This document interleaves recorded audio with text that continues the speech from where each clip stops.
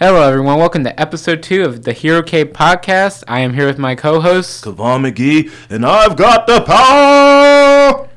Okay, he has power. To the people.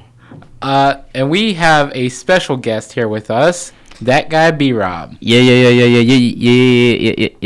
Your official host, ThatGuyBRoB. I'm not the host of this podcast, but I am your official host, so get at your boy. Your official special guest here, brother. Your official special guest host.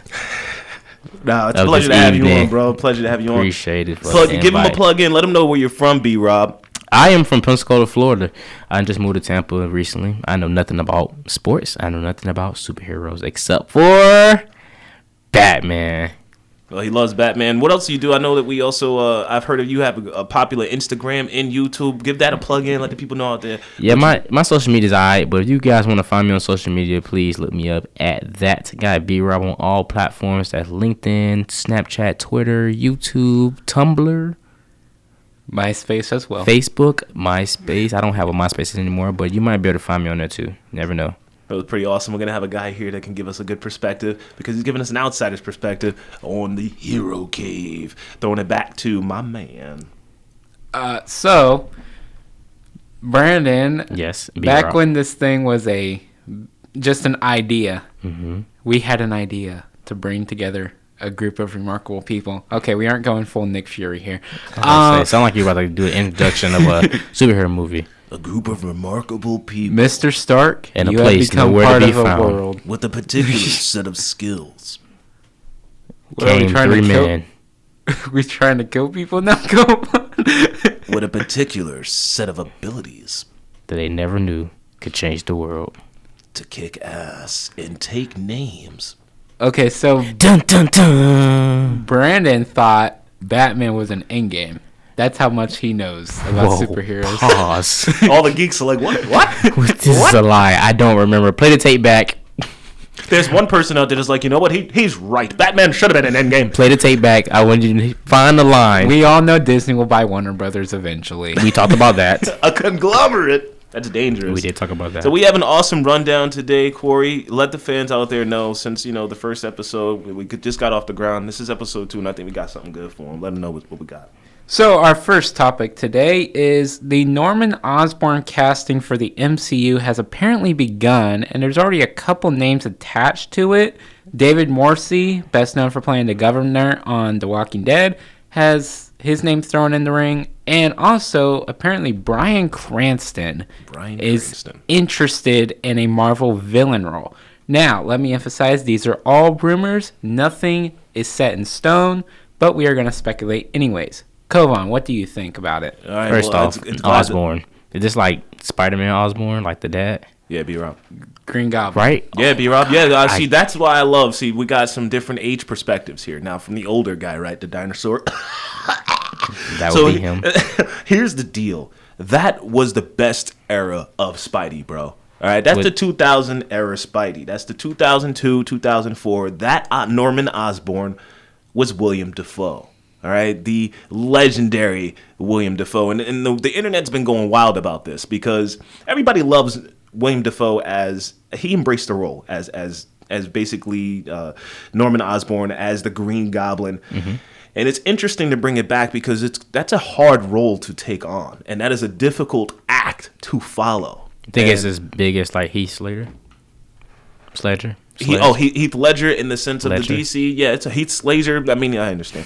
Heath Ledger in the sense of Batman. Yeah, honestly, Sorry. Yeah, dude. No, it's all good, B-Rob. That's once again, there's a lot of people who don't know much about either universe. And here's the deal. So, bringing on David Morrissey, if you are a fan of The Walking Dead, that guy was obnoxious, but he was awesome. He was great. Yeah. Now, his governor on The Walking Dead is way different than the governor from the comics. Yeah. But it was good. Could they have done a little bit more with the character? Yes. David Morrissey, if, like what we talked about in the last episode, if they go for the political figure, yeah. If they just, make him the guy that brings in the Dark Avengers, Morrissey's perfect for that. If they go the Green Goblin route, I don't really know. Well, I mean, in the original, we did have Osborn behave. You're right. He went more so nuts. He didn't get a chance to really be Osborn, the billionaire Osborn, the guy that brings in the Dark Avengers, the benefactor. He was more bipolar. He was more bipolar. With personality. On drugs. It suits this day and age. No, but here's the deal. David Morrissey being able to perform as that role would be good. And I'd like to touch one more on Bryan Cranston. Bryan Cranston being able to be Norman Osborn would be a good antagonist to be able to. He would be perfect if they went for the political figure. He actually has a huge versatility of behavior. I think he could be perfect for, all right, you don't want me to do this? Well, I'm going to force you to let me do this. Like, he could just flip like that, I think. Yeah. I mean, it sounds like that Norman Osborn is like Marvel's Lex Luthor in this situation. That's where they're going. I hope they're not running out of ideas. I think they've been holding. They have so many characters now. I don't think they're going to run out of ideas. They better not, man. Because, we have a lot of us getting older. You have a lot of the youth coming up in the Marvel. And I don't want to see it change too much. But if they're going to bring it into Phase 4, if they're going to bring it into the future, you definitely cast. It's all about the cast. And if you're having Black Panther, Doctor Strange, and Spidey leading this universe forward now as the big three, well, the political aspect would affect Black Panther. The at home in New York would affect Peter Parker. Doctor Strange would be there like, what the frick is happening right now? That makes sense. Where's Doctor Strange from? Doctor Strange is from New York, but he deals with all the magical aspects of the universe. Now, B-Rob, you're one of our entertainment guys here. Have you seen Endgame yet?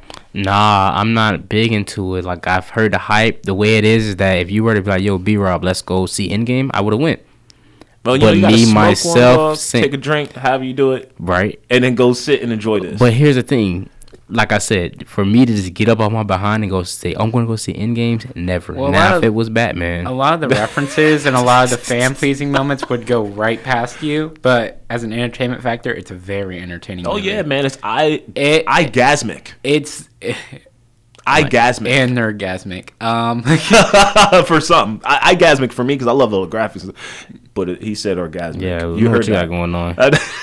Listen, you haven't seen Captain America, you're a millionaire. Once you see that, you'll have a nerdgasm, okay? I don't even like Captain America. There you have it, folks. This is about to go from Hero Cave to Norman Osborn is getting his own movie, is what I'm hearing? No.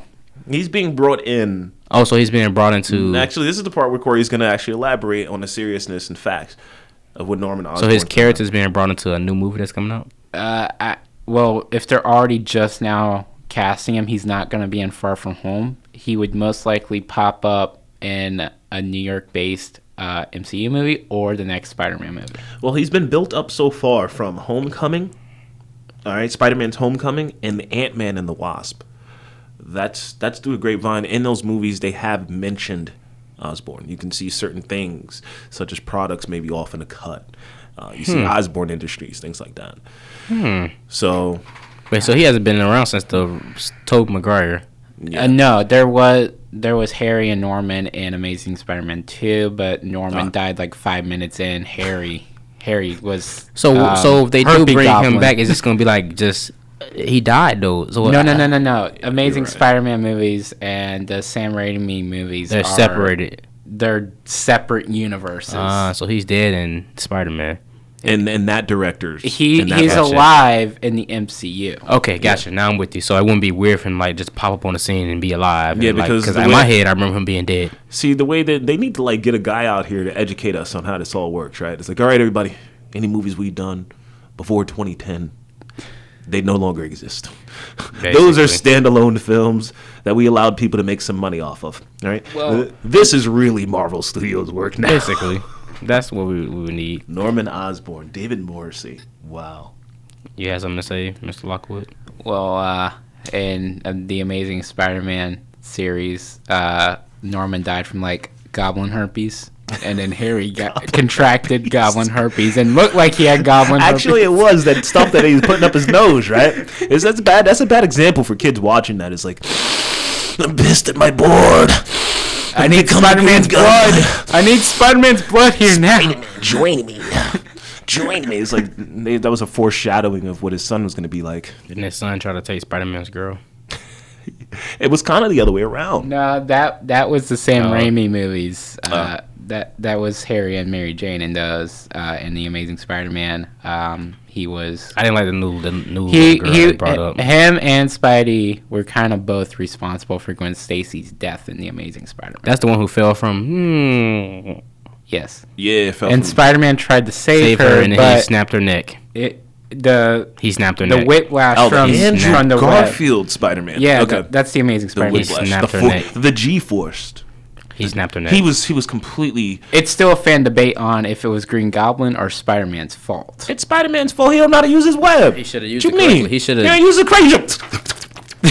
He should have flew down there. He was trying, but he couldn't catch up to her. He can kind of fly. He should have did a bunch of web and created like a little base and let her like. There it is, right there. That's what the Tobey Maguire Spider-Man would have did. Tobey would have. He's like, He for sure would have. And she'd have been like, and she'd been fun. And Green Goblin like, Spider-Man.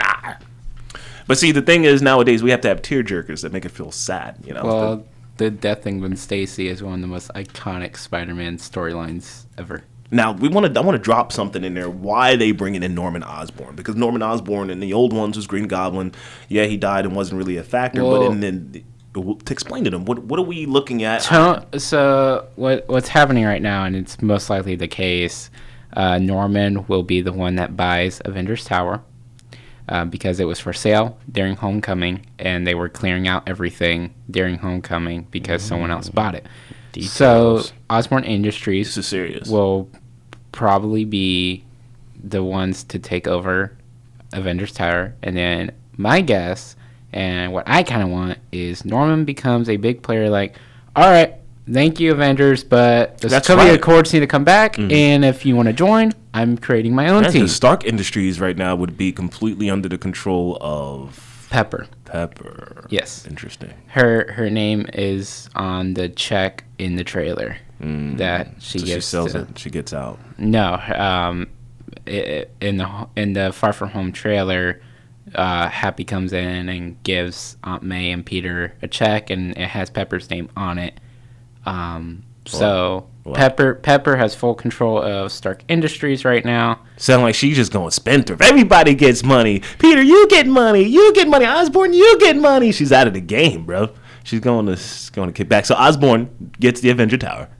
That's a guess, fan speculation right here. All right, and it sounds like because people must know Osborn is not a good guy. All right, so it sounds like he's not, but they could make it. Dark Avengers. They can make him a good Dark guy. Avengers. I hear the Dark Avengers coming. The whole web speaking about it. Yeah, good guy. I don't think I would want him to be a good guy.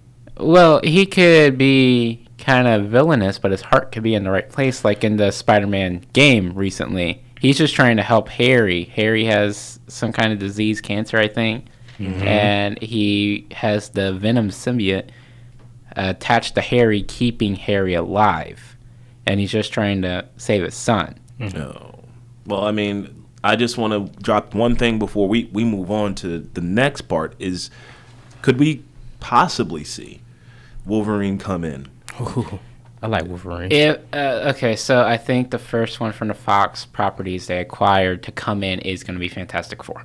Please, John Krasinski and Emily Blunt, please, as Mr. and Mrs. Fantastic. Please, John Krasinski. Yeah, Jessica Alba's kind of tied up right now. So we're going to get Michael B. There's no way in hell they're bringing that Fantastic Four. Are we going to invite Michael B. Jordan back for this one? No. Yo, he was an awesome Human Torch. Black Human Torch out of nowhere. Yeah, because that was weird, dude. The first Human... So you've seen Fantastic Four. I'm familiar with it. Right on. So you know Chris Evans. Yes, that's the white boy. Chris Evans was the original Human Torch, which was good. Right, he did good. But there's a problem, Brandon. Michael B. Jordan was Killmonger in Black Panther. So even if they wanted to, they can't. This guy's just everybody. They should have never made him. Everybody. Well, they want him to play.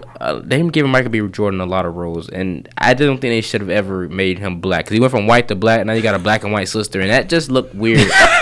It did. Now it's like they want to get adopted. Nobody's adopted, bro. So just now, one sperm came out black. So you can't do that. White. He should have been white. So now you got Michael B. Jordan that is Killmonger for the Black Panther, and now his dad was black. Like, yo, you know what I'm saying? So what happened after me, son? So in the first, what happened to my daughter? I don't know. So the first one, she cheated. I don't know. Why? And then he becomes black all of a sudden. That doesn't make any sense to me. Yo, we're defying reality in these worlds. So he just changed races. We just not even. He reversed Michael Jackson. It's possible some form of new kind of cancer where you go He dark. was white to black.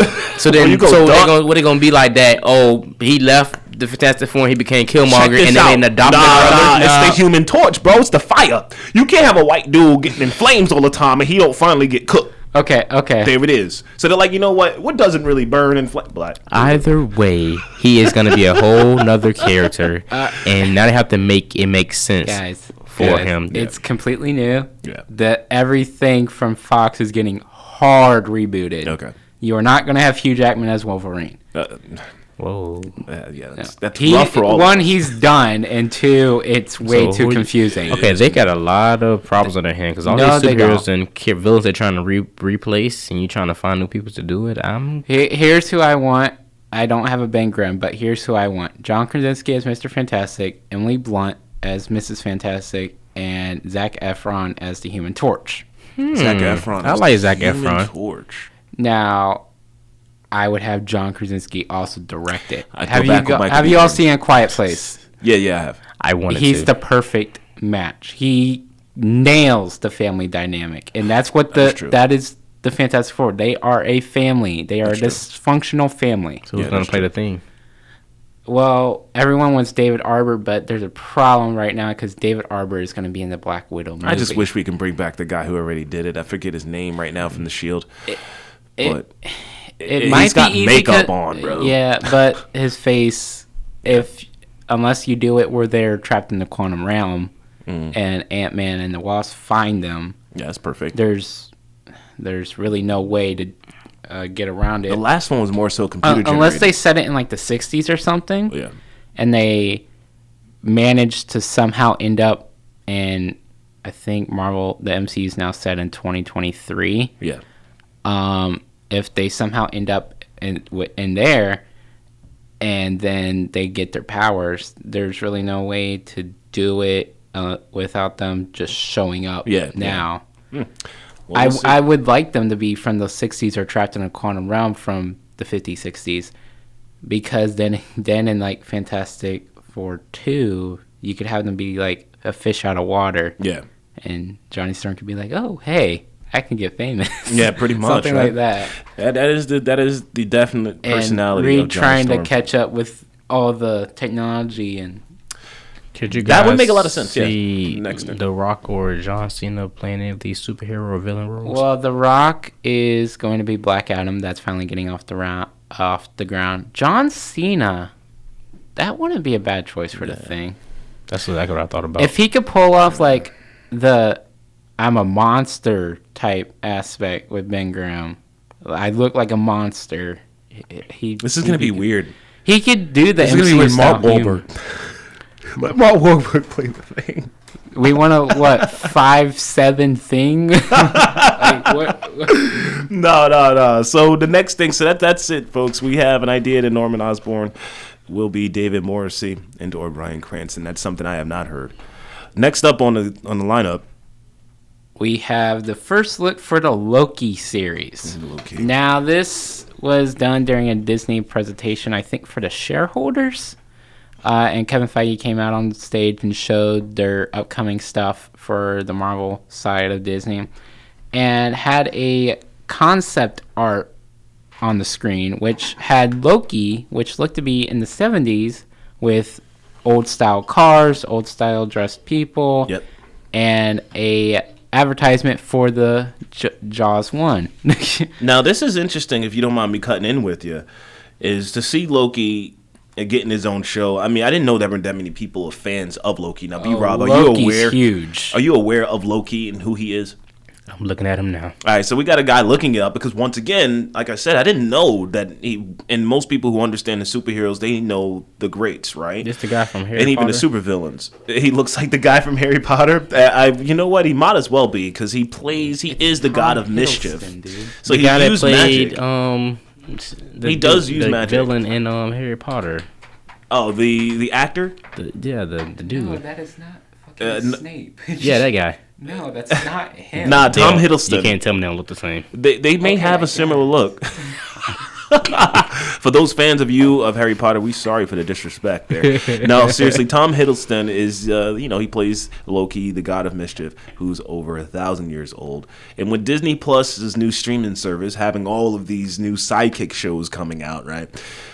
It's interesting for them to try to do a spin back on Loki being in the past in the timeline on Earth of 1975. Okay, go on. So the number one theory for this show is there is a reason they showed Loki leaving with the Tesseract in that one timeline from Endgame.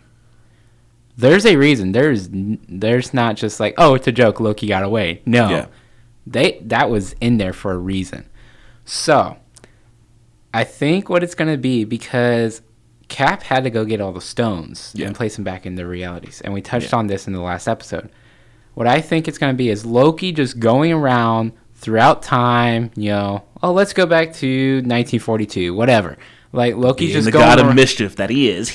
Loki's just going to be effing with a bunch of stuff. And it's going to be in the background of the series. Like, there's this looming thing that Cap is tracking him down, because in our reality, Cap's only been gone for 10 seconds. Cap could be tracking down Loki for 2 years. That's true. And I think in the season finale, because these are supposed to be mini-series, they're gonna get Chris Evans back, and he's gonna show up in this, like, the final episode to get the Tesseract from Loki. A cameo, nice cameo, and a good paycheck. Yeah. So it looks like the series is gonna be based on, like, backstory. Yeah, somewhat. It could be backstory, like he said, an alternative, sequential. They got to do something with that. That was there for a reason. Yeah, to match what happened in the movie, so to give us some answers of what happened. Because Marvel President Kevin Feige has said these are going to have impact on the MCU. These aren't going to be Daredevil. These aren't going to be Agents of S.H.I.E.L.D. These are going to be tied, and they might even make the storylines from the show might become movies. Correct. That's how impactful these series are going to be. This is what you call breadwinners, baby. You're setting yourself up to be able to knock them down and make more money in the future, and as well give all of us fans great content. Mm-hmm. So I just may end up signing up for Disney Plus, honestly. I'm canceling Netflix. You're canceling that? That's all on Netflix? Did you hear that? Because the next thing that we're about to talk about is something that is coming up on Netflix, but we may not be watching it because we'll be too busy watching Disney Plus. Well, Disney Plus doesn't come out till fall. This is coming out in a couple days. Well, hopefully Disney listens to the podcast. We can get a little early, invite. That'd be nice. So, lead us into the next. Our third topic is the Jessica Jones final season trailer. Now, I like Jessica Jones. I like Kristen Ritter as an actress, but this show is a little hard for me to get through because it is so depressing. So the villain for the final season of Jessica Jones is going to be a villain by the name of the Fool Killer. The Fool Killer. The Fool Killer. That's not very intimidating at all. B-Rob, are you intimidated by anybody that came around like, I'm the Fool Killer, fool? No. I mean, he did call you a fool after he said he was a fool killer. So would you be intimidated? No. That's interesting. Because he reminds me of Zemo. Yeah, this villain from the trailer reminds Kovanna of Zemo. I guess I could see a little bit of Jones, that. You must die. He just has like such a hard-on for this chick. He's like, I survived. I mean, first of all, if you're a human being, right, you got no power, right? I mean, this chick, she hot, you know what I'm saying? She a little skinny thing, right, B-Rob? You know what I'm saying? But the thing is, you might be like, look, that ain't no girl on the number there. That's a friend from class. And then she break the phone. You like, damn. I wasn't cheating, though. All right, so you Zemo, right? You this guy. Actually, not Zemo. You the fool, right? The fool killer, right? And you survive your first encounter. Right? She bust you up, dog. You survive it. And then you come back and you go, I want you dead, Jessica Jones. So, are you smart? So I see she just met her mother and her mother died? Yeah, Trish, a.k.a. Hellcat, shot her mom. Right, trying to save her foster sister? Okay, so here's Jessica's backstory. Oh, this was her becoming Hellcat. Yeah, so Jessica and her little brother got into a little argument. Her parents were driving them somewhere, and they started focusing on trying to break out the little argument. Her dad ran into the back of a chemical of course truck. he did. And so her parents and her brother died. Her mom barely survived and got taken to a facility, and they re-put flesh on her, and It explains the emo. She got Jessica's powers Oh. too. So Jessica in season 2 found out her mom was alive because her mom started killing people. She killed the character of Nuke. He wasn't called Nuke in the show. Understood, but comically, it's Nuke. Yeah, Nuke was trying to hunt Jessica's mom down and tried to protect Trish and Jessica from Jessica's mom, and then a big fight, and Jessica's mom kind of had moments where she just went crazy and no one could control her. She just started killing people. Wow, that just sounds primarily like, you know, she just has a lot of drama. Yeah, it's a very depressing show. So who's the actor who plays this guy, the Fool Killer?